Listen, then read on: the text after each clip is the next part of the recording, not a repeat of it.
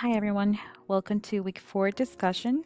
Today I'm going to demonstrate how to manually sort and filter data in Excel using this vendor dataset worksheet. So again, we're not converting this to a table. First, I'm going to show the sorting. So I clicked inside the data set and then I'm going to the data tab. Under sort and filter section, I'm going to click on sort. And under the options we have here, I'm going to start with sort by, and I'm going to sort by, let's do product supplier first.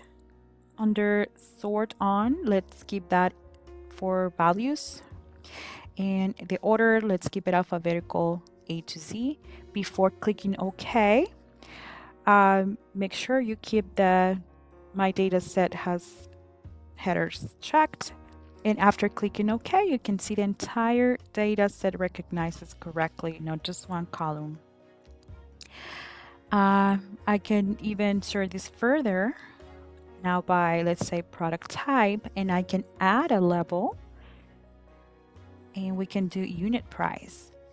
Now under order, I have another option as well. You have more options, but let's start with smaller to largest. Now I have sorted this data set by product type and even by unit price. So now I can see each which supplier offers the best price, and it's pretty useful, right? Next, I'm going to do the filter.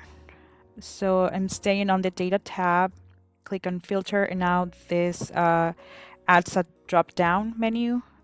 So each header now has this little drop down here. Let's do supplier again. Supplier. And I'm going to unchecked where it says select all. And then I can choose any of the suppliers I want to see. I want to see US Foods. And so I'm going to click OK. And now I only see the products offered by that supplier. So let's filter this even further.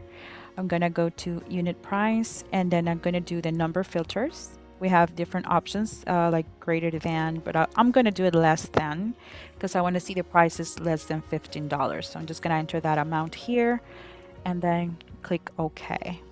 Now I have filtered by supplier and the unit price. When you want to clear the filters, let's say we want to see everything again, once you start a filter, it will highlight the clear option under sort and filter. So by clicking again, all the filters are going to disappear.